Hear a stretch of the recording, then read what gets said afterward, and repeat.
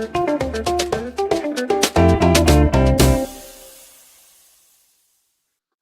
Assalamualaikum warahmatullahi wabarakatuh.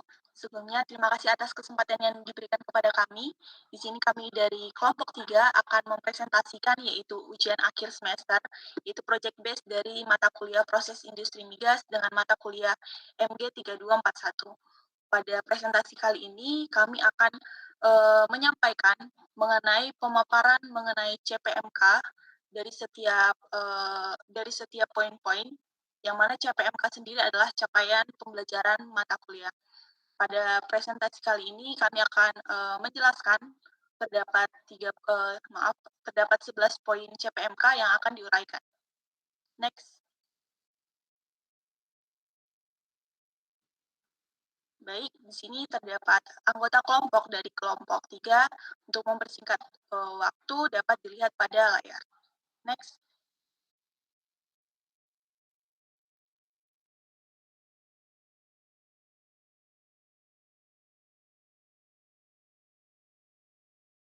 Oh, boleh dilanjutkan.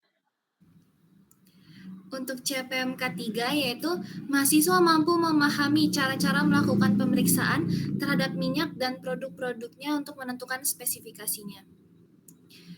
Untuk yang pertama, metode pemeriksaan utama ada pengujian fisik, di mana pengukuran densitas dan berat jenis atau spesifik gravity minyak mentah dilakukan dengan menggunakan hidrometer yang memungkinkan pembacaan langsung nilai berat jenis atau densitometer digital sesuai standar ASTM D1298 dan ASTM D4052. Prosedur pengujian melibatkan pengambilan sampel sesuai standar ASTM D4057 untuk menghindari kontaminasi, stabilisasi suhu pada 15 derajat Celcius untuk akurasi, dan kalibrasi agar alat hasil sesuai dengan standar industri seperti API Gravity. Parameter densitas sangat penting karena menjadi dasar perhitungan kandungan energi minyak yang mempengaruhi efisiensi pembakaran, serta konversi satuan dalam transaksi jual-beli. Lalu ada pengujian kimia, di mana analisis komposisi hidrokarbon minyak mentah dilakukan di laboratorium menggunakan teknik seperti kromatografi gas atau spektroskopi untuk mengidentifikasi jenis dan proporsi hidrokarbon seperti alkana, alkena, dan aromatik yang menentukan sifat fisik-fisik kimia, kualitas, dan kegunaan minyak dalam penghilangan menjadi bahan bakar atau produk petrokimia. Pengujian kandungan sulfur menggunakan metode seperti X-ray fluorescence atau ASTM D4294 sangat krusial karena minyak mentah lebih disukai dibandingkan minyak asam karena biaya pengolahan yang lebih rendah, ramah lingkungan, dan mengurangi resiko korosi peralatan. Lalu yang ketiga ada fasilitas laboratorium, di mana laboratorium minyak bumi menyediakan layanan profesional yang mendukung pelatihan, sertifikasi, dan pengujian sifat fisik kimia minyak mentah, serta produk turunannya seperti bensin, minyak solar, bahan bakar penerbangan, pelarut petroleum, dan pelumas, menggunakan peralatan canggih seperti hidrometer, densitometer, dan kromatografi gas sesuai dengan standar internasional ASTM dan ISO. Fasilitas ini dikelola di bawah PPSDM Migas berperan penting dalam mempersiapkan tenaga ahli industri migas melalui pelatihan praktis dan memastikan produk memenuhi spesifikasi kualitas, kepatuhan regulasi lingkungan, dan kebutuhan perdagangan global. Lalu yang keempat ada parameter pengujian utama, di mana untuk minyak mentah itu digunakan spesifik gravity dan API gravity, lalu ada viskositas pada berbagai suhu, kandungan sulfur, kandungan air dan sedimen, titik tuang dan titik nyala, lalu ada analisis distilasi. Lalu yang untuk produk olahan, ada oktan rating yang dikhususkan untuk bensin, indeks viskositas untuk pelumas, titik didih dan rentang distilasi, kandungan logam berat, stabilitas oksidasi, kandungan aditif. Lalu yang kelima ada standar pengujian berdasarkan standar internasional seperti ASTM yaitu American Society for Testing and Material, API American Petroleum Institute, ISO International Organization for Standardization, dan SNI Standar Nasional Indonesia.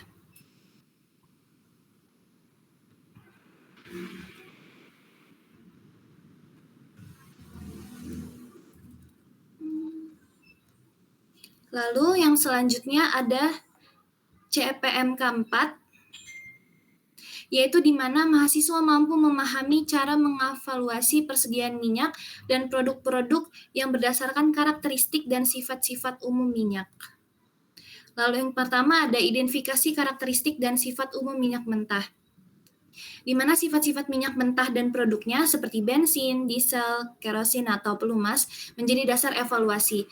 Parameter utama yang dianalisis meliputi gravitasi API, kandungan sulfur, viskositas, kandungan logam dan mineral, titik tuang, kandungan asam, dan komposisi hidrokarbon. Lalu yang kedua, ada langkah-langkah evaluasi persediaan minyak dan produk, di mana langkah pertama adalah pengambilan sampel, yaitu sampel diambil minyak mentah atau produk dari tangki penyimpanan, pipa, atau sumur sesuai standar, misalnya ASTM D4057.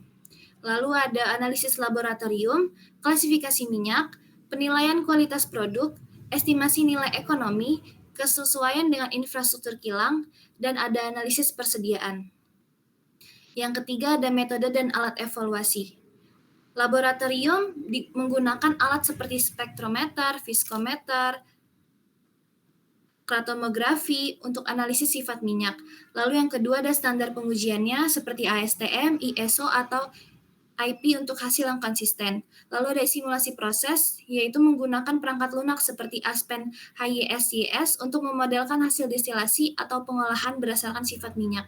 Lalu ada juga data pasar, yaitu analisis harga benchmark atau brand WTI untuk menilai nilai persediaan relatif terhadap pasar global. Lalu untuk CPM kelima, di mana mahasiswa mampu memahami proses-proses pemurnian crude oil secara umum seperti pemisahan air, penghilangan sulfur, pengolahan asam dan mineral yang ada pada crude oil.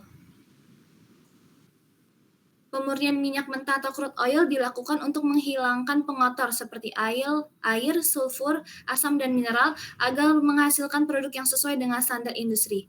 Berikut adalah proses umum yang dilakukan, yaitu untuk satu, pemisahan air yang bertujuan untuk menghilangkan air dan garam terlarut yang terdapat dalam minyak mentah untuk mencegah korosi pada peralatan kilang, di mana prosesnya adalah minyak mentah dicampur dengan air panas untuk melarutkan garam, kemudian dipisahkan menggunakan elektrostatik atau gravitasi dalam tangki desalting, lalu menghasilkan minyak mentah yang lebih bersih, dengan manfaat mengurangi resiko korosi dan kerusakan katalis pada tahap pengolahan berikutnya. Lalu ada penghilang sulfur dengan tujuan mengurangi kandungan senyawa sulfur seperti hidrogen sulfida atau H2S atau mekaptan untuk memenuhi regulasi lingkungan. Dengan prosesnya, minyak mentah dipanaskan dan direaksikan dengan hidrogen menggunakan katalis seperti nikel atau molybdenum untuk mengubah sulfur menjadi H2S, kemudian diubah menjadi sulfur elemental. Dengan manfaat menghasilkan bahan bakar emisi sulfur rendah dan mencegah kerusakan katalis. Lalu ada pengolahan asam dengan tujuan menghilangkan air dan garam terlarut yang terdapat dalam minyak mentah untuk mencegah korosi pada peralatan kilang. Prosesnya dengan neutralisasi dengan larutan alkali seperti natrium hidroksida untuk menetralkan asam, hidrotreating memanfaatkan hidrogen dan katalis untuk menghilangkan senyawa asam melalui reaksi kimia, dan absorpsi menggunakan bahan penyerap seperti tanah liat aktif dengan manfaat mengurangi resiko korosi dan meningkatkan stabilitas produk minyak. Lalu yang terakhir ada penghilang mineral dengan tujuan menghilangkan mineral seperti kalsium, magnesium, atau logam berat seperti nikel dan vanadium yang dapat merusak katalis atau peralatan. Prosesnya di mana dalam proses desalting sebagian mineral dihilangkan bersama garam, sementara hydrometallization atau HDM menggunakan katalis khusus untuk menghilangkan program berat melalui hidrogenasi. Manfaatnya untuk mencegah kerusakan peralatan.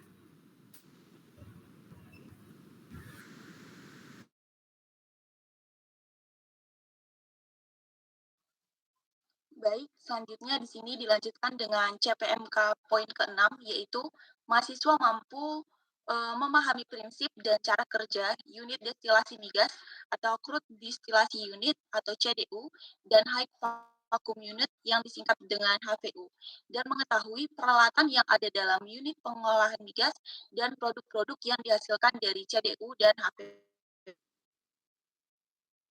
Baik, untuk yang pertama, untuk prinsip kerja dari CDU sendiri atau penghilangan minyak mentah adalah unit pertama dalam pengolahan minyak mentah di kilang minyak, yang mana proses ini bertujuan untuk memisahkan komponen-komponen minyak mentah berdasarkan titik didihnya melalui proses destilasi bertingkat. Minyak mentah akan dipanaskan hingga sebagian besar komponennya menguap. Uap tersebut akan naik ke menara destilasi atau destilasi kolom, di mana terjadi pemisahan fraksi-fraksi berdasarkan titik didihnya. Nah, fraksi dengan titik didih rendah akan naik ke bagian atas kolom, sedangkan fraksi dengan titik didih tinggi akan turun ke dasar kolom. Kemudian ada pun prinsip kerja ataupun tahapan proses pada CDU. Yang pertama adalah pemanasan awal, yaitu minyak exchanger dan furnace. Kemudian yang kedua terjadi destilasi atmosferik, yaitu minyak mentah yang telah dipanaskan dimasukkan ke dalam menara destilasi atmosferik. Kemudian pada yang bagian ketiga yaitu pemisahan fraksi atau setiap fraksi-fraksi tadi dikumpulkan sesuai dengan titik didihnya. Kemudian jika dilihat pada gambar di samping ini, mungkin ini adalah contoh skema singkat mengenai proses destilasi. Kali adalah minyak mentah atau crude oil akan dipompa dan masuk ke dalam desalter untuk menghilangkan garamnya. Kemudian akan dilanjutkan pada proses pemanasan di furnace, kemudian akan masuk ke atmospheric prenation column, di mana minyak akan dipisahkan menjadi beberapa produk. Yang pertama adalah gas atau gasolin atau light naphthalene, kemudian ada heavy naphthalene, kemudian ada kerosene, ada light oil, light gas oil, dan kemudian ada heavy gas oil, dan yang terakhir adalah residu atau sisa fraksi paling berat. Kemudian gas separator akan memisahkan gas dan gasolin lebih lanjut. Kemudian di sini ada beberapa produk yang dihasilkan dari proses CDU, dapat dilihat pada gambar. Terdapat 6. Yang pertama adalah gas LPG dengan titik didih di bawah 30 derajat Celcius, kemudian dilanjutkan dengan nafta ringan sampai dengan residu atmosferik. Next. Baik, di sini merupakan alat-alat yang digunakan pada CDU. Di sini terdapat seperti contohnya adalah packing bed, yang mana alat ini untuk uh, mengemas dan menyimpan barang-barang dengan aman dan juga efisien.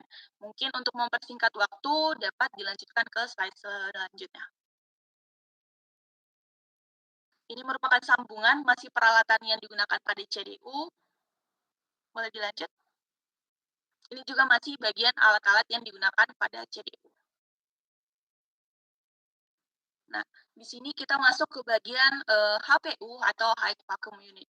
Setelah proses CDU, residu atmosferik tadi masih mengandung fraksi hidrokarbon yang bisa dipisahkan lebih lanjut. Namun karena titik didihnya sangat tinggi, yaitu lebih dari 350 derajat Celcius, pemanasan langsung dapat menyebabkan dekomposisi termal. Nah, untuk itu digunakan proses destilasi vakum, yaitu proses ini memisahkan fraksi berat pada tekanan rendah atau vakum agar titik didihnya turun tanpa terjadinya degradasi kimia. Nah, adapun tahapan atau prinsip kerjanya, yang pertama adalah pemanasan residu atmosferik pada furnace, kemudian yang kedua adalah masuk ke menara vakum atau vacuum distillation column, kemudian yang ketiga akan terjadinya atau dilakukannya pemisahan fraksi berat seperti heavy oil, heavy gas oil, lube oil base stock, dan juga bitumen atau vakum residu.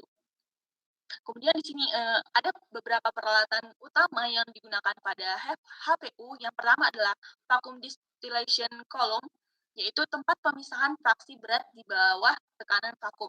Kemudian ada steam injector atau ejector, yaitu untuk menciptakan kondisi vakum pada sistem. Selanjutnya ada furnace yang berfungsi untuk memanaskan umpan sebelum masuk ke menara vakum.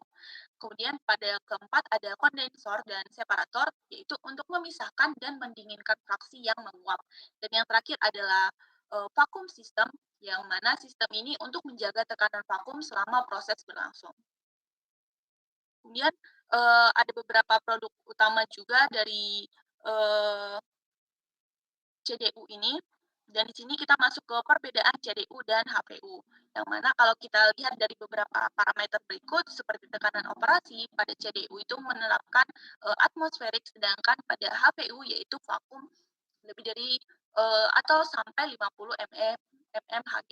Kemudian tujuannya sendiri, di sini CDU berfungsi untuk memisahkan minyak mentah secara primer, sedangkan HPU yaitu memisahkan residu atmosferik. Jenis umpannya sendiri pada CDU yaitu minyak mentah, sedangkan HPU adalah atmosferik atau residu dari CDU. Kemudian produk utama dari CDU adalah gas, naftan, kerosen, diesel, atmosferik residu. Sedangkan HPU terdiri dari heavy gas oil, lube oil feedstock, bitumen, atau vakum residu. Kemudian dari sisi teknologinya, pada CDU itu menggunakan distilasi atmosferik, sedangkan pada HPU menggunakan distilasi vakum. Jadi adapun kesimpulan yang dapat diambil dari CPMK ini adalah CDU adalah unit utama dalam pengolahan minyak mentah yang melakukan pemisahan awal berdasarkan titik didih. Sedangkan HPU adalah lanjutan dari CDU yang bekerja di bawah tekanan vakum untuk memisahkan fraksi berat tanpa merusak struktur kimia, yang mana kedua unit ini dilengkapi dengan peralatan seperti menara destilasi, heater atau furnace, kondenser, dan sistem pendingin. Produk dari kedua ini menjadi bahan baku untuk unit-unit proses lanjutan seperti cracking, reforming, dan produksi pelumas yang akan kita bahas pada CPMK selanjutnya. Next.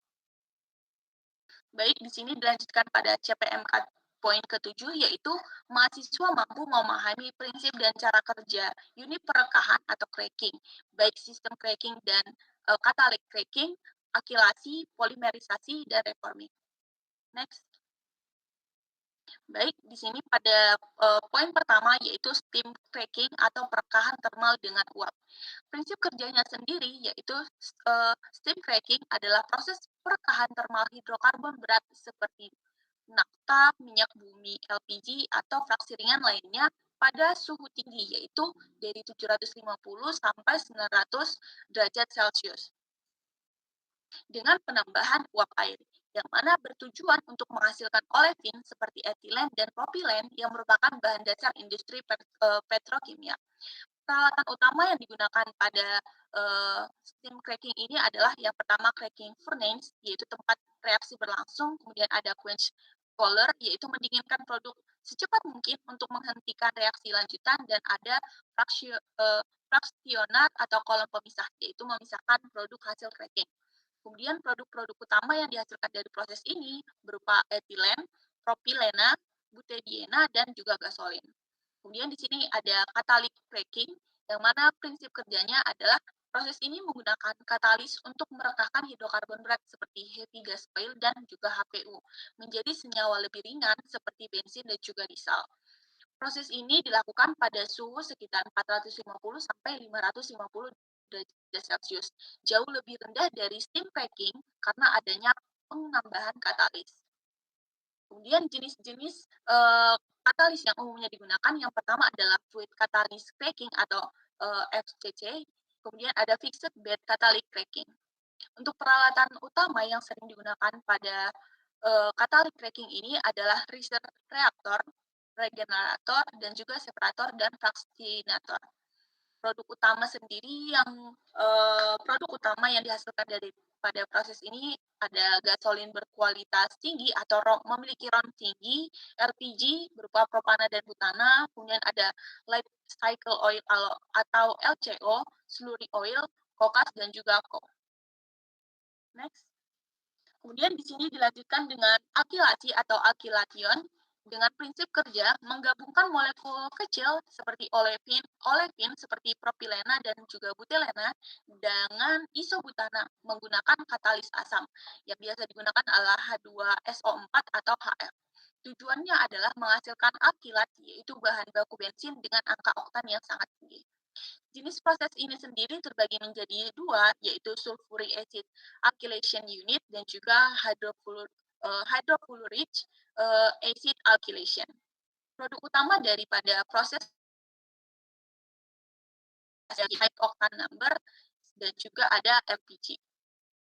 Kemudian dilanjutkan dengan proses polimerisasi dengan prinsip kerja yaitu menggabungkan molekul olefin kecil seperti propilena, butilena menjadi senyawa rantai panjang atau dimer atau trimer tanpa katalis atau dengan katalis tertentu. Proses ini mirip dengan alkilasi, namun hanya melibatkan satu jenis senyawa olefin saja.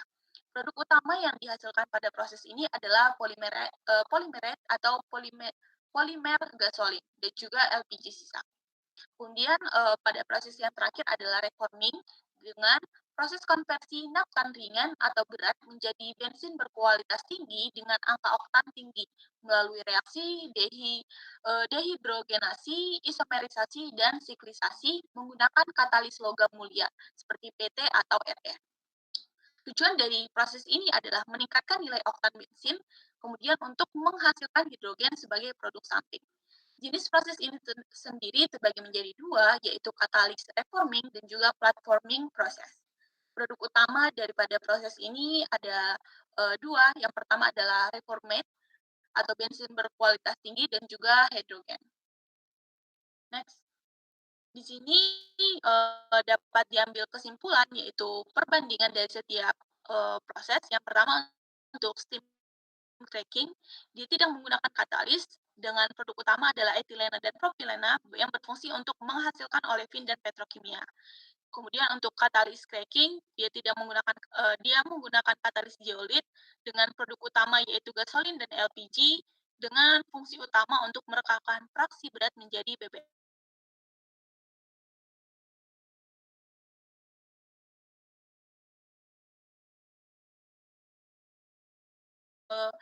Alkylate dengan fungsi utama yaitu menghasilkan bensin oktan tinggi dan olefin dan isobutana. Kemudian dilanjutkan dengan polimerisasi dengan menggunakan katalis padat dengan produk utama adalah polimer gasolin dan fungsi utamanya adalah meningkatkan bensin dan dari olefin. Dan yang terakhir adalah reforming dengan menggunakan katalis PT atau RE dengan produk utamanya adalah reformate atau H2. Kemudian untuk fungsi utamanya adalah meningkatkan oktan bensin dan menghasilkan hidrogen. Nah, di sini unit isomerisasi sendiri adalah unit pengolahan dalam kilang minyak yang bertujuan untuk mengubah struktur molekul hidrokarbon rantai lurus atau N-parafin menjadi bentuk bercabang atau isoparafin tanpa mengubah rumus kimianya. Tujuan proses ini terbagi menjadi tiga. Yang pertama adalah meningkatkan angka oktan fraksi bensin. Yang kedua adalah menghasilkan isoparafin berkualitas tinggi, khususnya isobutana. Dan yang ketiga adalah menyediakan umpan untuk proses alkilasi.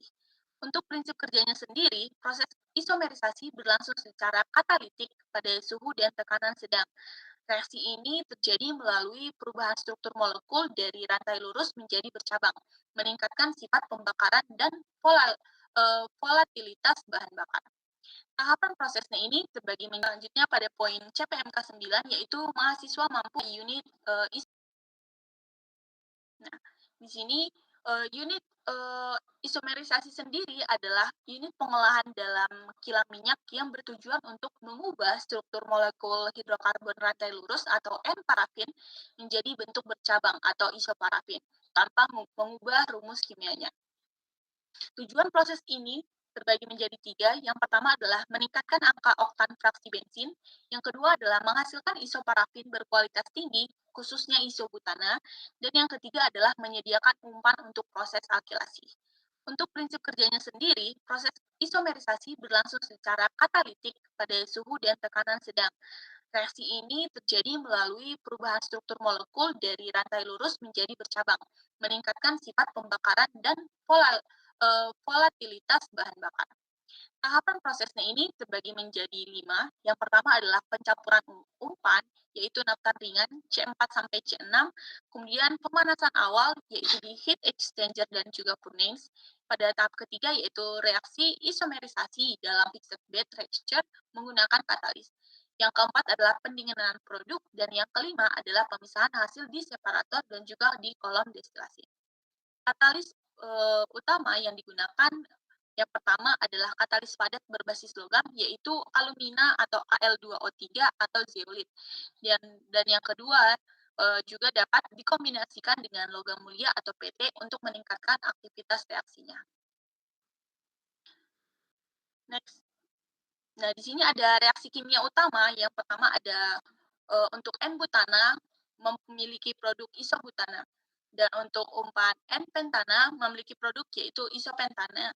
Sedangkan untuk umpan N-heksana memiliki produknya adalah isoheksana.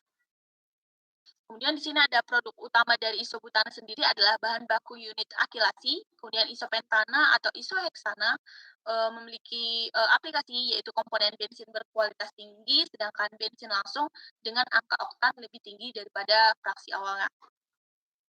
Kemudian di sini didapatkan kesimpulan yang pertama adalah isomerisasi adalah proses penting dalam penghilangan minyak bumi untuk meningkatkan kualitas bensin. Yang kedua, proses ini tidak merusak molekul, tetapi hanya mengubah struktur menjadi lebih bercabang. Dan yang ketiga adalah produk utamanya adalah isoparafin yang digunakan sebagai komponen bensin atau umpan untuk unit akilasi.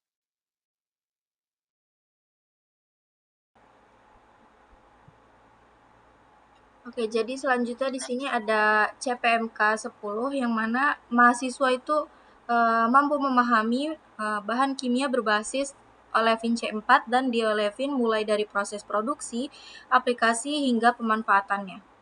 Next. Di sini ada definisi dan karakteristik.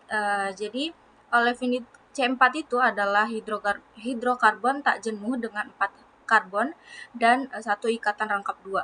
Contohnya itu seperti butena. Nah, dia ini sangat reaktif, makanya dia penting banget di industri petrokimia. Lalu ada diolefin. Kalau diolefin ini adalah hidrokarbon dengan dua ikatan rangkap 2. Contohnya itu seperti 1,3 butadiena. Jadi dia karena strukturnya dia sering banget dipakai untuk produksi karet sintetis. Next. Nah, untuk menghasilkan olefin dan juga diolefin ada beberapa metode. Jadi yang paling umum itu adalah steam cracking, yaitu pemanasan nafta atau etana hingga mencapai suhu yang tinggi yaitu 900 derajat Celcius. Lalu yang kedua ada dehidrogenasi katalitik atau katofin. Proses ini menggunakan katalis logam untuk menghasilkan isobutena dan butadiena. Lalu ada olefin metatesis atau SOP yang bekerja dengan memecah dan menyusun ulang ikatan rangkap. Dan tren ini tuh mulai mengarah ke proses yang lebih ramah lingkungan seperti etanolisis dan metode dari etanol. Fokusnya itu tidak hanya efisien tetapi juga berkelanjutan. Next.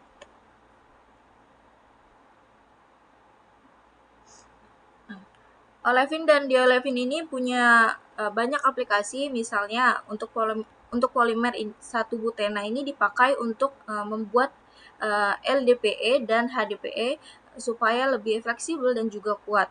Lalu karet sintetis ini seperti ban dan juga sol sepatu itu bahan dasarnya itu terbuat dari butadiena dan juga isoprena.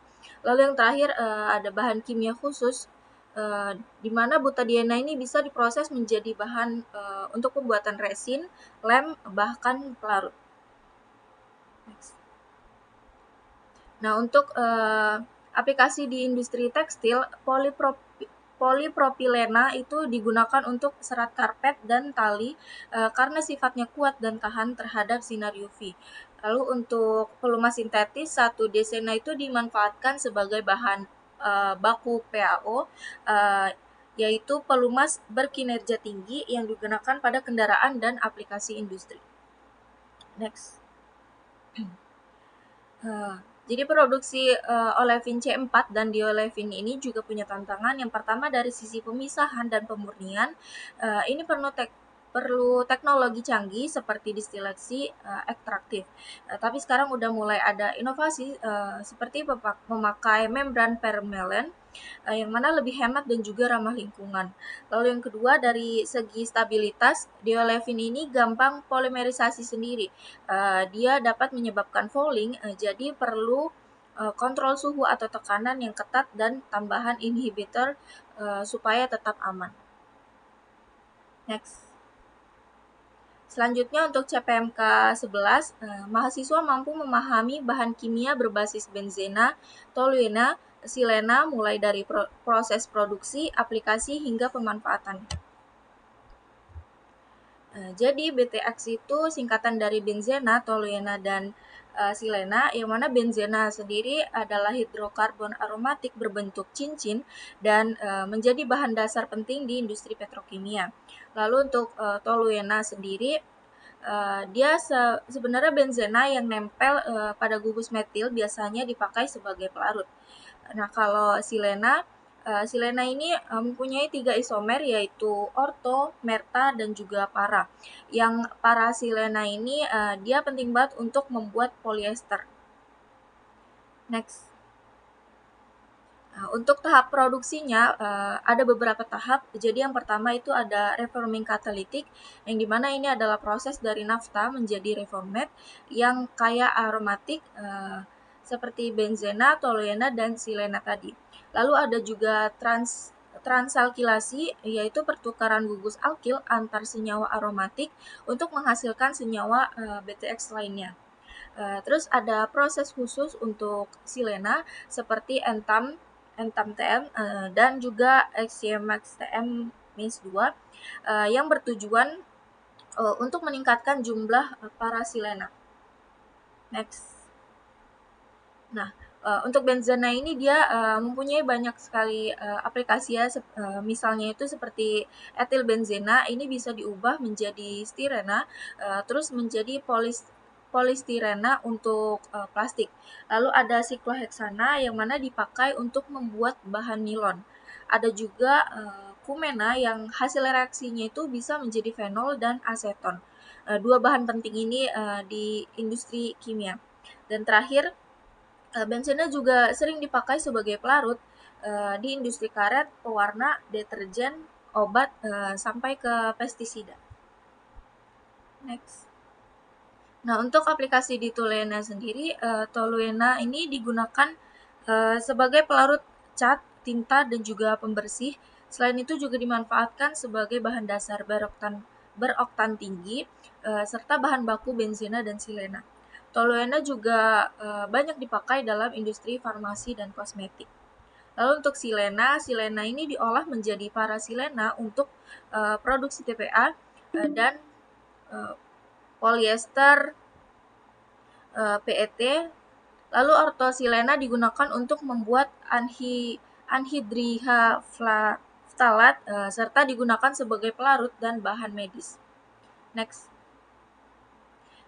Jadi BTX ini bersifat toksik dan karsinogenik sehingga perlu pengawasan ketat. Inovasi terus dikembangkan untuk meningkatkan efisiensi produksi melalui katalis dan proses baru. Selain itu ada upaya pemulihan BTX dari limbah dan juga daur ulang produk. Untuk CPMK selanjutnya, mahasiswa mampu memahami definisi reaksi, teknik, dan sifat fisika dari polimer. Jadi polimer ini adalah senyawa rantai panjang dari monomer yang terikat kovalen. Contohnya itu seperti plastik, karet, dan juga resin. Ada 2 jenis polimer. Yang pertama homopolimer dari satu jenis monomer. Misalnya itu ada polietilena. Lalu yang kedua itu copolimer, yaitu dari dua atau lebih monomer, misalnya itu seperti ABS. Next. Polimerisasi adisi itu terjadi saat monomer ikatan rangkap atau alkena bergabung tanpa menghasilkan produk samping seperti polietilena. Lalu untuk polimerisasi kondensasi itu melibatkan 2 monomer berbeda dan menghasilkan produk samping seperti air atau metanol. Contohnya seperti polyester dan juga nilon. Next. Nah, di sini ada teknik untuk produksi polimer. Yang pertama bulk polymerization. Dia tidak menggunakan pelarut, hasilnya murni, tetapi sulit mengontrol suhu dan juga viskositas. Lalu yang kedua ada emulsion polymerization. Dia menggunakan surfaktan dan air. Reaksinya juga cepat dan stabil. Contohnya seperti latex sintetis dan cat emulsi. Next. Jadi polimer ini memiliki berat molekul tinggi, kuat, fleksibel, tahan panas, dan kimia. Lalu termoplastik juga dapat dilelehkan ulang dan sedangkan termos itu tidak. Contohnya seperti ada PE untuk kantong plastik atau kabel, PP untuk alat medis, PVC itu pipa dan lantai, lalu PS itu kemasan, PET itu botol atau daur ulang, lalu PC itu kaca tahan peluru, dan nilon itu untuk pakaian atau roda gigi.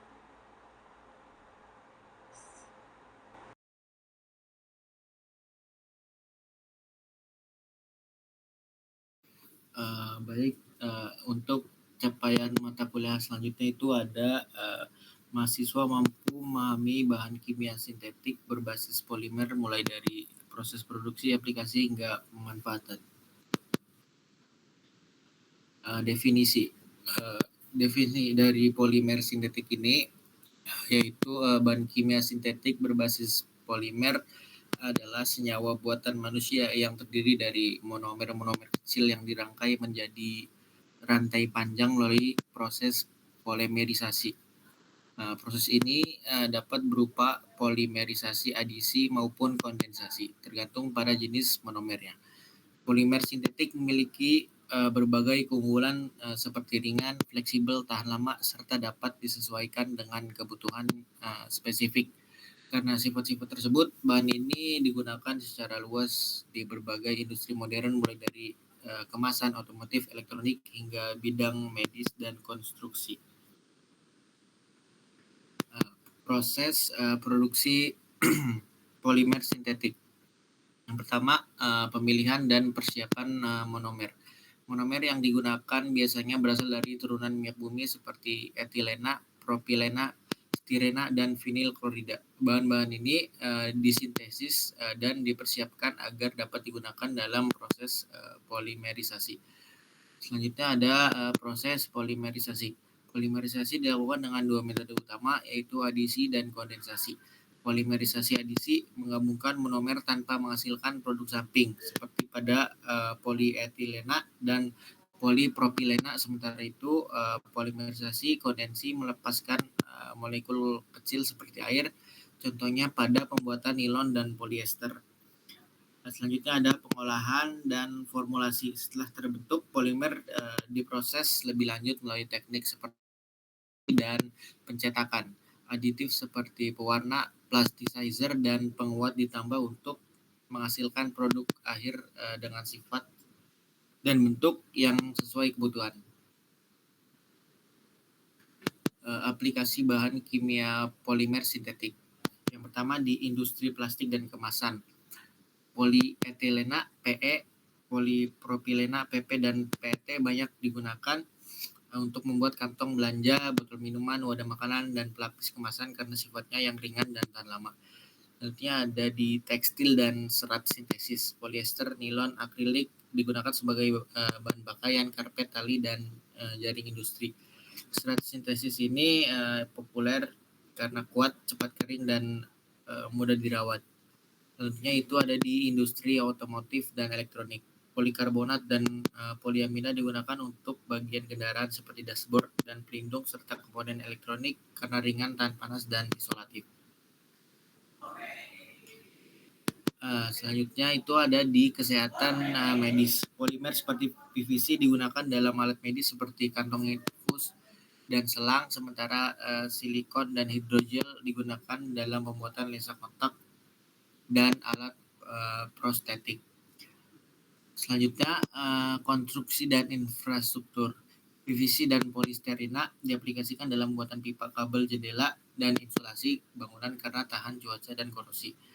Selanjutnya ada pertanian dan perkebunan. Polimer digunakan sebagai mulsa plastik, sistem irigasi, serta pembungkus pupuk pelepasan lambat untuk meningkatkan efisiensi pertanian. Manfaatan polimer dalam sehari-hari. Pertama, mengurangi berat dan biaya produksi otomotif atau kemasan. Selanjutnya ada tahan kimia dan cuaca. Selanjutnya teknologi medis, biosensor, pembalut cerdas, alat bantu. Selanjutnya aplikasi teknologi tinggi, OLED, komposit pesawat, elektronik fleksibel.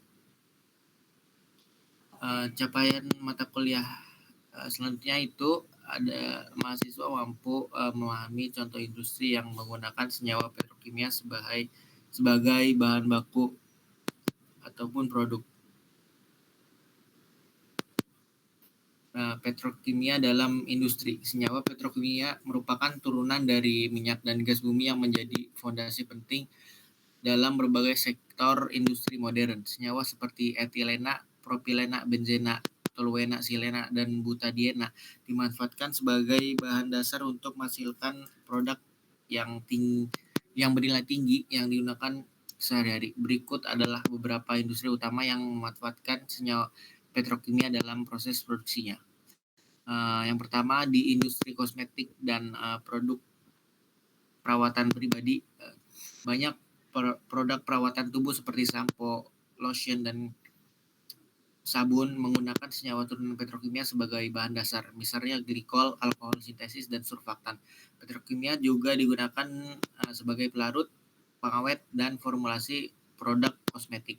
Contoh industri itu ada Unilever, L'Oreal, dan P&G menggunakan petrokimia dalam perawatan kulit dan rambut. Selanjutnya ada di industri plastik dan polimer. Industri ini adalah salah satu pengguna terbesar senyawa petrokimia, etilena dan propilena digunakan untuk memproduksi polietilena dan polipropilena, dua jenis plastik yang paling umum di dunia.